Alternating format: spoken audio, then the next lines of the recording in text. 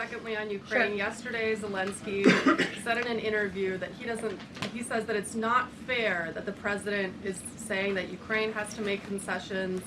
He's saying this publicly and not Russia. Has the president seen these comments? And when the president says that Ukraine has to make concessions, is he referring to giving up Donbass?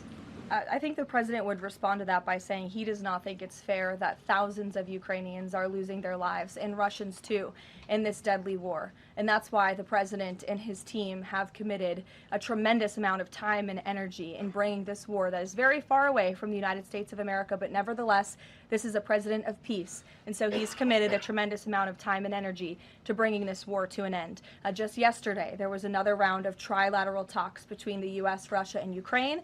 There was meaningful progress made in both parties. Both sides agreed to update their respective leaders and to continue to work towards a peace deal together. So there will be another round of talks in the future, but I think the president views this entire situation as very unfair, not just for Russians and Ukrainians who have lost their lives, but also for the American people and the American taxpayer who were footing the bill for this war effort before President Trump put a stop to it.